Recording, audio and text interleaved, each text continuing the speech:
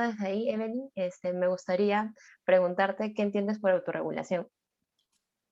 Ok, Daisy. Buenas noches a todos y bienvenidos también a esta oportunidad de seguir también autorregulando su propio proceso y también indagar en esta actividad.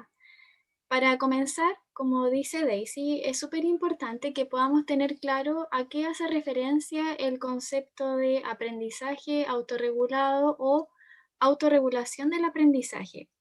Y este proceso hace referencia principalmente a la capacidad que tengan los estudiantes, ya no solo los universitarios, de poder mediar ya estas capacidades mentales en habilidades académicas. Ya este es como, en simples palabras, el proceso, es decir, que nosotros podamos transformar todas nuestras habilidades cognitivas, intelectuales, en capacidades académicas que nos permitan tener un buen rendimiento dentro de este proceso de educación. Exacto. Como bien mencionas, hace Evelyn la especificación de la autorregulación en el aprendizaje, porque a lo largo de las diversas actividades hay muchas posturas con respecto a la autorregulación. Entonces, Evelyn ha aclarado en específico con respecto al aprendizaje. En entender cómo es la autorregulación en el aprendizaje, entiendo que hay un proceso y hay varios modelos que lo explican de distintas maneras. Me gustaría que si tú te basas en algún modelo o consideras algún modelo que podría englobarse o podría explicar de manera más global este tema. Claro, para comentarles de manera inicial, hay varios modelos que explican la autorregulación del aprendizaje. Sin embargo, yo he elegido el modelo que es planteado por Barry Zimmerman, que es un autor que yo creo que en su modelo explicativo integra tanto los aspectos cognitivos, afectivos y también metacognitivos. De hecho, es uno de los modelos más aceptados dentro de la comunidad científica por lo mismo, porque hay otros modelos que tienen un enfoque que tiene que ver más con solamente lo cognitivo o solamente con lo afectivo. Este modelo que plantea Zimmerman compone tres fases que se van desarrollando de manera cíclica. El modelo planteado por Zimmerman, que como ya les había dicho, está compuesto de tres fases. ¿Ya? La primera fase constituye una de las partes más importantes de este modelo de autorregulación del aprendizaje, porque aquí el estudiante va a realizar principalmente dos tareas. La primera es poder analizar esta tarea, es decir, el estudiante de alguna manera va a observar la tarea, va a ver si le resulta interesante, si la considera importante o no para su proceso de formación y de acuerdo a eso va a generar una planificación estratégica, ya para poder alcanzar también una meta. Ya si yo veo que, por ejemplo, esta tarea para mí resulta desafiante, interesante y motivadora, voy a plantearme una meta que tenga relación con eso. Pero si no le veo, por ejemplo, la ganancia a esta tarea o no veo que va a ser útil, también mi meta va a ser modificada. Entonces, una vez que yo tengo una meta, yo planifico una estrategia para lograrla. Y también dentro de este proceso, además de observar la tarea, los estudiantes también se van a observar a sí mismos para saber cuáles son las capacidades, por ejemplo, que ellos tienen para poder desempeñarse dentro de esta tarea. Y así se van a generar creencias de automotivación, que tiene que ver con esta perspectiva de autoeficacia que yo voy a tener de mi propio rendimiento. Por ejemplo, si yo voy a ser lo suficientemente capaz de abordar esta tarea, si es una tarea muy difícil, tal vez yo voy a decir, no, yo no puedo, yo nunca he podido, antes me pasó con esta tarea, entonces mis creencias de autoeficacia, de que si yo voy a poder o no abordar esa tarea, van a estar también disminuidas. Entonces, toda vez que el estudiante evalúa sus propias capacidades, va a generar también expectativas de resultados, ¿ya? Yo quiero obtener esta nota, quiero obtener este promedio, quiero desarrollar tal actividad y frente a eso también va a ir orientando sus metas de aprendizaje. Después de que hemos hecho todos esos pasos, ¿verdad? En esta fase de preparación, vamos a pasar a la fase de desempeño, que es cuando principalmente el estudiante ejecuta todas las estrategias que planificó y también las acompaña de estrategias de autocontrol y autoobservación.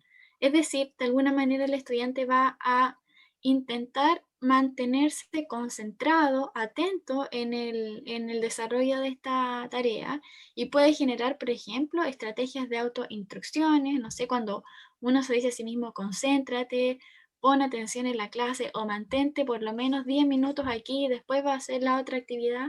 La idea es poder focalizarnos en la tarea sin perdernos en el camino y también podemos incluso generar estrategias de autoobservación, por ejemplo, lo que es bastante frecuente es que nosotros hagamos una lista de tareas por hacer y a medida que la vayamos haciendo, vamos tiqueando, vamos borrando, ¿verdad? Y eso también nos permite ir autoobservando, ¿verdad? Nuestro propio rendimiento frente a una tarea. Y finalmente llega la tercera fase, que a veces esta fase es ignorada por los estudiantes, pero que es muy importante, porque nos permite tomar decisiones. Ya cuando nosotros llegamos a la última fase, cuando ya hemos realizado la tarea, tenemos que darnos el tiempo de poder evaluar nuestro propio desempeño.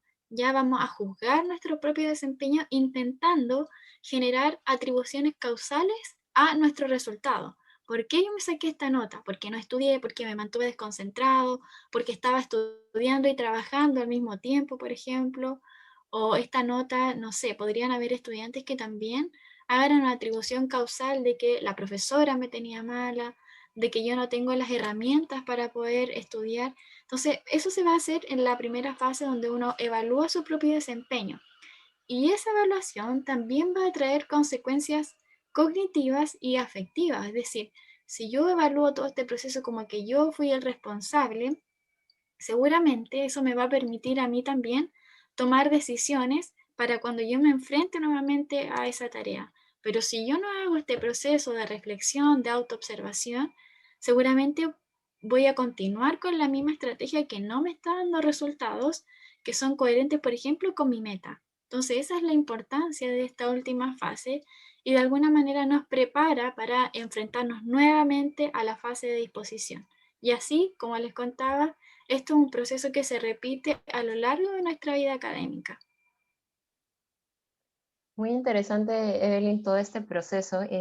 Un poquito desde la práctica, en mi experiencia trabajando con los becarios o con otros estudiantes, una de las demandas principalmente es que pasa, al menos en el área de calidad educativa de la universidad donde trabajo, es que justo piden apoyo para la planificación estratégica, ¿no? El tema de cómo organizarse y cómo hacer los horarios. Un poquito lo que pasa en los estudiantes es, no, armo mi horario y si el horario no se cumple en la medida de lo posible, entran como un poquito en crisis, ¿no? No sé cuál es tu opinión con respecto a cómo debe ser esta planificación estratégica. Sí, eso también suele ocurrir. De hecho, hay personas que se plantean como metas que no son tan coherentes con su propio rendimiento o con el tiempo que ellos tienen. Entonces van generando metas que son inalcanzables o que a veces son muy confusas, que no podemos de alguna manera determinar si las cumplí o no. Y ahí está también la importancia de que cuando uno redacta una meta, tiene que hacerlo con las 4 P, ya que sean precisas, que sean positivas, posibles de lograr y también que sean personales. Entonces yo tengo que focalizarme en mí, en mi propio rendimiento, en la experiencia que yo ya he tenido para hacer, por ejemplo, un trabajo grupal o un trabajo de investigación y yo voy calculando mis tiempos en función de eso. Idealmente entonces que estas metas sean realistas para que finalmente tener metas no sea un motivo de mayor frustración y sea efectivamente una colaboración en mi propio proceso. Y bueno, como tú dices, muchas veces los estudiantes no hacen este proceso, no la escriben, cuando uno les pregunta no las tienen claras. Entonces, yo creo que ese sería uno de los primeros procedimientos para fomentar la autorregulación, que los estudiantes tengan clara cuáles son sus metas, sus propósitos de vida y a partir de eso puedan ir generando también estrategias. Sí, esto me lleva a pensar un poco, al menos en los alumnos de primeros ciclos, pasa de que a veces cuando uno escoge la carrera, al menos en la experiencia, no conocen muy bien en qué consiste la carrera. Y pienso que eso también podría dificultar el tema de plantearme una meta cuando hay este desconocimiento de por medio. No sé cómo pasa en Chile, si se ve esa misma situación. Claro, o sea, yo creo que pueden haber distintos casos. Hay estudiantes que ingresan, sobre todo los que tienen una mayor edad, con objetivos muy claros, con propósitos de vida también muy claros, pero también hay otro tipo de estudiantes que ha ingresado con una meta que tiene que ver, por ejemplo, con no sé, como cumplir las expectativas de los padres y se van perdiendo a medida que pasan los años dentro de una carrera. Y que claro, hay circunstancias donde no conocen efectivamente de qué es lo que se trata, pero pueden haber estudiantes que se adapten rápidamente y se empiecen a poner metas, a fijar pequeños logros, y hay otros estudiantes que definitivamente no logran de alguna manera adaptarse al contexto educativo. Exacto. Otra de las variables que en la presentación que nos estás mostrando es el tema del autocontrol. Me pongo a pensar un poquito ahorita en respecto a que estamos desde la virtualidad, cuántos elementos hay que nos pueden distraer y que tanto esta capacidad de autocontrol puede verse afectada en esta pandemia. No sé, desde tu experiencia, que has podido recopilar. Claro, es complejo porque finalmente esta situación de pandemia escapa a muchos hallazgos científicos. Por ahora el tema de la autorregulación del aprendizaje estaba súper estudiado, pero en condición de presencialidad. En virtualidad se han manifestado una serie de problemas y que aquí es súper complejo mantener el autocontrol porque hay variables que definitivamente no podemos controlar. Tener una implementación tecnológica que funcione bien, rápida, tener una conexión a internet, que ya tuvimos nosotros la experiencia de que habían problemas y que no dependían definitivamente de nosotros.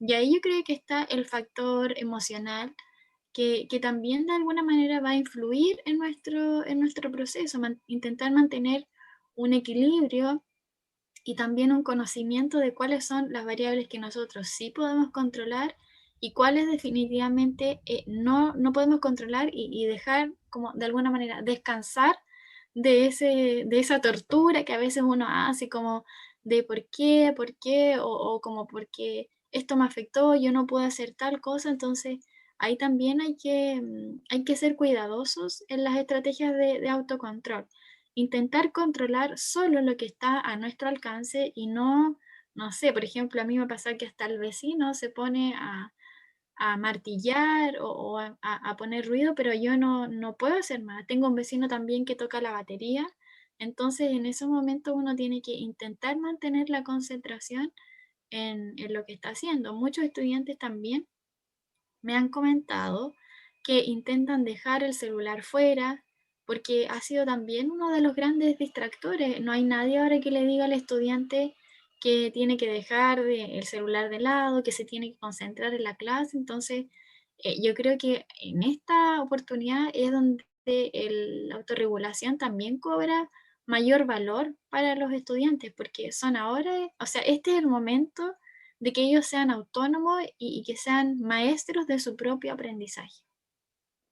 Definitivamente, algo que pasa mucho a veces desde la experiencia es que en la universidad, por ejemplo, ya no te piden estar con la cámara prendida, entonces solo estás con el micro y a veces algunas interacciones por el chat. Y en algún punto es como que puedes dejar la clase prendida y luego irte medio hambre, ay, medio un sueño, y es como que el profesor puede pensar que estás en la clase. Y aquí, Claro. como tú bien dices, ¿no? ¿De qué manera yo me hago responsable de mi propio aprendizaje y de qué modo también autorregulo? Y menciono ese tema del hambre y tal vez del sueño, porque también son variables que influyen, pienso, dentro de este proceso de autorregulación, ¿no? Que a veces, ahora que estamos más pendientes de la tecnología, creo que dormimos menos. Lo digo también quizás desde la experiencia, el hecho de la comida, ¿no? ¿Quién nos dice qué comer, qué dejar de comer? O cuántas horas me paro viendo un video en TikTok o otras redes que puedan estar distrayéndonos, ¿no? Claro, de hecho las evidencias científicas muestran que en la actualidad los estudiantes, si bien tienen más tiempo para poder dormir y duermen más tiempo, no descansan porque su sueño no es de calidad. Tienen una menor calidad del sueño y puede deberse también a estos otros hábitos que, como tú dices, son difíciles también de controlar dentro de la situación de la pandemia. Alimentarse bien, mantener una vida saludable en cuanto a los ejercicios también es algo que influye y sabemos que, por ejemplo, la alimentación también tiene una influencia importante dentro del aprendizaje. Lo mismo, la calidad del sueño colabora mucho con la memoria a largo plazo. Entonces, hay como una serie de factores que en este momento están afectando a los estudiantes y por lo mismo yo creo que se han desencadenado una serie de problemas emocionales, estrés, depresión, ansiedad en los estudiantes. Entonces, cuando tú finalmente tienes más organizado tu tiempo, puedes hacer más actividades que te permitan tener también una vida sana y no morir en el intento. No sé cómo pasa en Perú con los estudiantes en relación a los temas de hábitos de vida saludables. Dentro de la universidad donde trabajo hay un programa justamente de hábitos saludables y en efecto muchos de los estudiantes sacrifican sus horas de sueño con la intención, y pongo así entre comillas, de rendir bien. Se amanecen un día antes para dar un examen. Entonces, eh, justamente ahí también creo que tiene que ver las estrategias que podemos emplear con estudio y no esperar a último momento para estudiar, ¿no? Que dicen, no, ya, yo evito todas las variables en último momento y ya estoy para el examen, ¿no? Mm. Y es un, como tú mencionas, es un proceso que definitivamente toma tiempo y que en algún punto también implica formar un hábito, porque nadie nos ha, pienso yo, en el colegio al menos no hay una materia que te dicen cómo ser autorregulado o cómo tienes que aprender este proceso de autorregulación.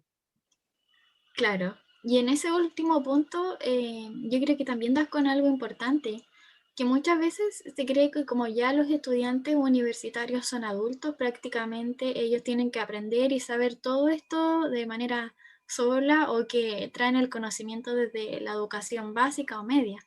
Pero los profesores universitarios aquí también tenemos una responsabilidad en poder colaborar con la autorregulación de los estudiantes. Pueden ser pequeñas estrategias que se van implementando a lo largo de una clase, como por ejemplo preguntarles a ellos qué estrategias le hicieron bien para aprender, qué estrategias funcionaron mal, qué metas van a tener para una cierta actividad. Y también otra cosa que yo uso que es cuando paso la lista, me gusta también ver a mis estudiantes, porque eso también me permite de alguna manera darme cuenta cómo están. Y a veces la presión de mostrarse en la cámara obliga a que se despierten y que se laven la cara y que se arreglen y que ya estén como un poco más despiertos que estar en la cama, que también ha sido una conducta que se ha mantenido dentro de la pandemia. Entonces, no es solo una labor del profesor y de hecho hay varios programas que se han implementado y han sido evaluados y que donde el profesor tiene también un rol protagónico. Incluso en la forma de planificar las actividades, nosotros podemos también ayudar en el proceso de autorregulación del aprendizaje. Entonces es algo mutuo que tiene que dar en todo el contexto del aprendizaje.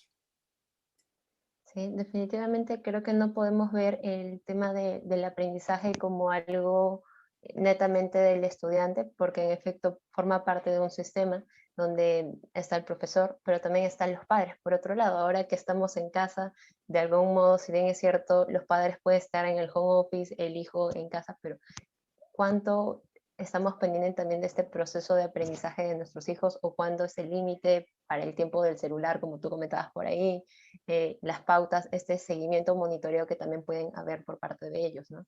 Claro, idealmente ya en la universidad, por ejemplo, los estudiantes ya deberían monitorear ellos mismos su propio aprendizaje, pero lo que sí sería importante por parte de los padres en este proceso de autorregulación es que ellos podrían colaborar mucho con la formación de creencias de automotivación, que también tienen que ver en cierto modo con la autoestima que tenga un estudiante.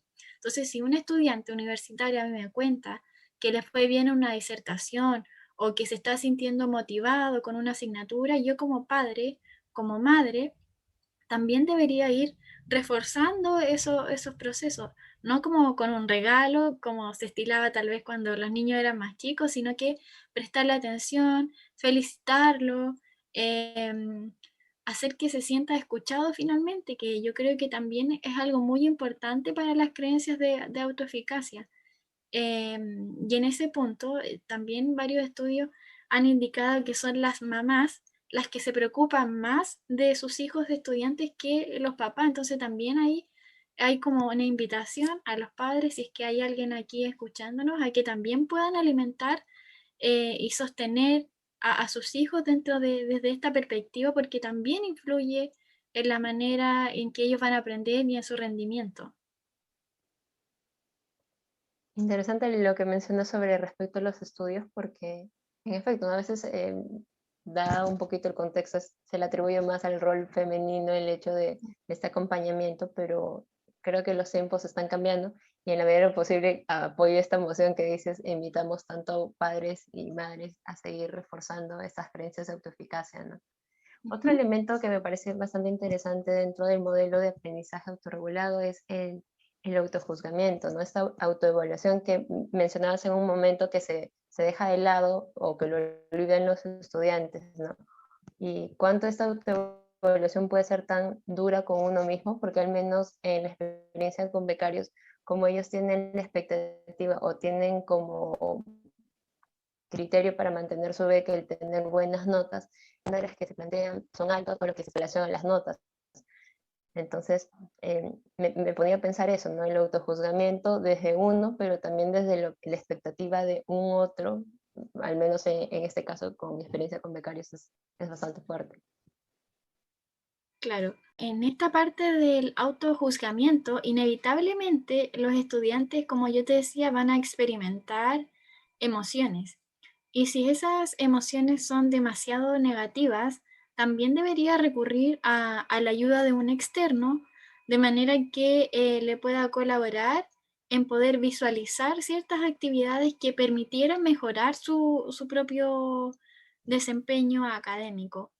Pero hay en ocasiones que estudiantes como que se juzgan muy mal, pero eso también les ayuda como una fuente de motivación, ¿ya? Y eso estaría súper bien.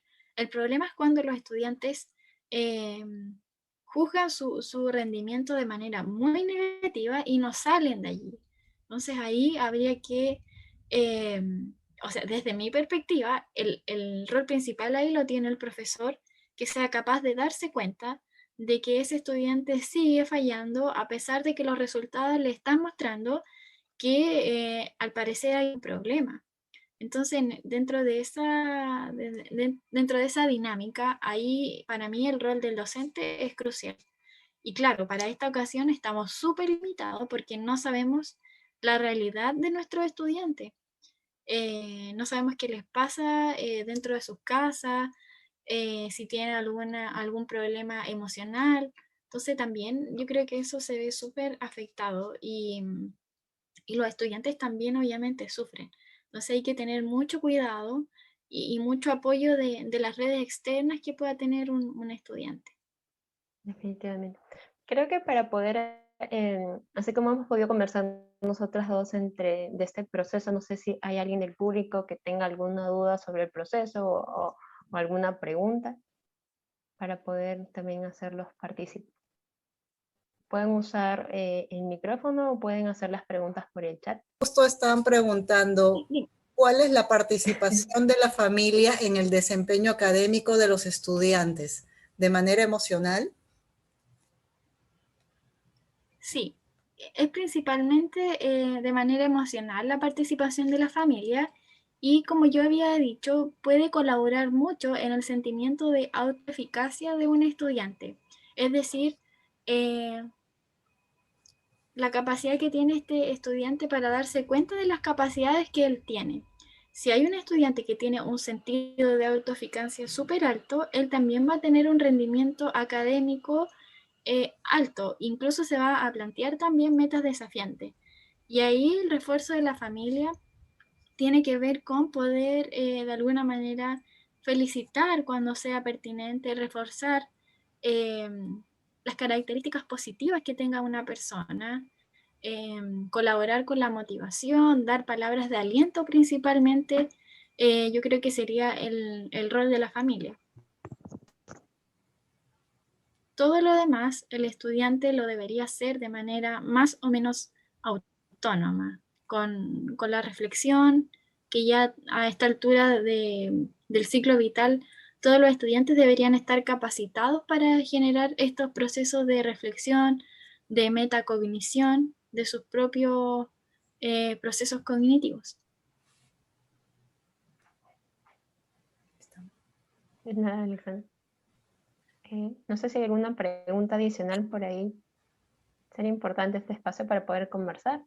Y bien es cierto, hemos estado conversando de las dos un poquito. Sí. También les estábamos dándole el espacio también para que ustedes puedan generar sus preguntas. No sé si hay más preguntas. Creo que todo bien, ¿no? Bueno, seguimos con Evelyn. Bien, bueno, si hay más preguntas nos pueden interrumpir igual para que vayamos contestándolas de inmediato. Hay tres variables que se han estudiado de manera frecuente y que estas tres variables pertenecen a la primera fase, que de alguna manera sería una de las fases más importantes, porque de alguna manera va a determinar lo que va a pasar en las fases siguientes, ¿ya? Entonces, si hay estudiantes universitarios aquí, me gustaría que de alguna manera pudiesen esforzarse mucho más en la fase de preparación, ¿ya? Y esta fase, por ejemplo, tenemos el proceso de establecimiento de propósitos y metas, que ya habíamos hablado, que son muy importantes, y esto hacen referencia a objetivos de mediano a largo plazo, que de alguna manera le van a dar todo el sentido a las actividades que nosotros vayamos haciendo en el presente. ¿Qué se ha descubierto de esta variable? ¿Cuáles son los hallazgos científicos que tienen una relación positiva con la autoeficacia? Y también el planteamiento de propósitos de vida, es decir, los estudiantes que tienen un mayor sentido de autoeficacia se plantean más propósitos de vida, y esto también disminuye la probabilidad de que los estudiantes puedan desertar del sistema educativo. Y también otra cosa muy importante es que establecer objetivos de manera escrita, que pueden ser académicos o no académicos, también influye de manera positiva en el desempeño. Ya hay muchos estudiantes que utilizan como un letrerito y se van poniendo sus objetivos de vida. De hecho, las mujeres en este sentido son como un poquito más aplicadas porque le ponen recortes, le van poniendo imágenes de tal manera de levantarse y recordar su objetivo, y así también le dan mucho más sentido a sus propias actividades. Y también se ha visto que cuando los estudiantes implementan estrategias de autorregulación, sienten también el apoyo de los profesores, van a también a plantearse más objetivos de vida, y también tienden a ser mucho más claros y realistas, ¿ya? Y esto también aumenta que los estudiantes se sientan más comprometidos en cuanto al académico. La disposición al estudio, que también es otra de las variables muy, muy importantes, tiene que ver con una serie de conductas que realiza el estudiante antes de empezar una tarea o antes de empezar a estudiar, como por ejemplo lo que tú mencionabas, alimentarse, bañarse, que son cosas mínimas, pero que hay veces que los estudiantes no lo hacen. Entonces tiene que ver con todas estas estrategias, revisar el plan de clase, ver en qué quedamos en la clase anterior. ¿Qué se ha descubierto frente a la disposición al estudio? Que en general los estudiantes que optan por usar estrategias de disposición también tienen un enfoque de aprendizaje profundo. Son estos estudiantes que le ven una mayor utilidad a lo que van a aprender, y aprenden de una manera comprensiva, ¿ya? Además, estos estudiantes que evalúan la importancia de una tarea, por ejemplo, antes de enfrentarse a esta tarea, dicen, esta tarea me puede servir para que yo pueda desarrollar esto y esto, también van a mejorar su rendimiento académico. Y finalmente, en cuanto a la gestión del tiempo, que yo creo que ha sido una de las grandes dificultades bajo esta modalidad virtual, porque hay estudiantes que han manifestado que han tenido que aumentar su tiempo de estudio, otros dicen que lo han tenido que disminuir, otros dicen que han perdido definitivamente el ritmo de estudio. Entonces, también ha sido una variable determinante. ¿Y qué es la gestión del tiempo? Tiene que ver con una serie de conductas y también con hábitos para poder utilizar el tiempo que cada estudiante tiene de manera eficiente. ¿Ya? ¿Y qué se ha visto aquí? ¿Cuáles son los hallazgos científicos? Es que la gestión del tiempo está fuertemente relacionada con el rendimiento académico. Los estudiantes que tienen un mejor rendimiento generalmente también cumplen con su propia planificación del tiempo, ya que eso es algo muy importante. Y con eso van experimentando también mayor satisfacción con la vida y con el trabajo. Entonces también trae otros beneficios afectivos que son importantes. Y aquí, como tú muy bien decías hace un rato, los estudiantes de primer año son los que poseen menos habilidades para gestionar el tiempo. Tiene que ser por esta condición nueva de aprendizaje donde ellos tienen mayor autonomía, pero en ocasiones no la saben aprovechar muy bien. Ya está este error de plantearse metas que son muy grandes o son muy pequeñas y no son suficientemente motivantes, y así un sinfín de otros elementos. No sé qué opinas respecto de estos hallazgos, cómo lo has podido ir viendo tú en la práctica. Bueno, en efecto, todos estos elementos que mencionas forman parte de la autorregulación y de alguna manera cuando hablabas de gestión del tiempo, me ponía a pensar que a veces cuando mis estudiantes arman su horario, dicen, ah, hago esto, y le digo, ¿y estás incluyendo tu tiempo de ocio? Y estás incluyendo los otros, ah, pero es que eso no es académico. Y hay que entender que cuando armamos un horario, también es un horario flexible donde hay un tiempo libre, porque estos espacios libres te ayudan a, por así decirlo, tomar aire y recargar energías para continuar con las metas que pudieras tener. Entonces, siempre que lo planteo así en gestión del tiempo, es un horario flexible que se adapta a ti y que de alguna manera tienen que incluir una serie de variables y no solo académico, ¿no? Y hacerle la pregunta al estudiante, ¿qué otras responsabilidades tienes adicional? Porque un poco las realidades son diferentes. Ahora la mayoría de mis estudiantes están al interior del país. Normalmente venían acá a estudiar, migraban, pero ahora tienen que ayudar, no lo sé, en la chacra, tienen que algunos cuidar a sus hermanos. Entonces, por ahí son variables que hay que incluir o es necesario incluir dentro de ello. Por ahí Claro. hay una pregunta. A ver, espérame, no Sí, me sale. Hay justo hay una universidad. preguntita, sí, de Dice, Alexandra. Hay universidades que imponen los horarios a sus estudiantes. ¿Esto sería perjudicial en la autorregulación del aprendizaje? Dependiendo del nivel de los estudiantes, yo creo que puede ser perjudicial o no. Por ejemplo, donde yo trabajo, el primer año académico, a los estudiantes se les impone el horario y desde mi perspectiva es un horario muy cómodo. Y tiene que ver con esto también de que durante el primer año e incluso el primer semestre, los estudiantes de primero tienen escaso estrategias de autorregulación, pero cuando ellos ya van en tercero, que ya deberían tener, por ejemplo, un ritmo más o menos particular y que ya les funciona, deberían ya haber encontrado su manera de estudiar, por ejemplo, yo creo que no, tal vez no sea tan positivo, porque también, por ejemplo, hay muchos estudiantes que tienen que cuidar hijos, como decía Daisy, o tienen otras labores dentro del hogar, entonces idealmente sería que el propio estudiante ajuste sus tiempos de estudio. cuando preguntaban sobre el tema de los horarios y que la universidad justamente hace poco ha acabado el tipo de matrícula en la universidad y estos chicos, al menos en un PC es a partir del segundo ciclo los chicos eligen sus horarios. Y este proceso de elegir los horarios y justamente plantear sus tiempos de estudio y todo ellos, para ellos ha suponido todo un reto, ¿no? Porque es esta primera experiencia con, ¿y por qué tengo tantas horas libres? Y me conviene más en la mañana, me conviene más en la tarde.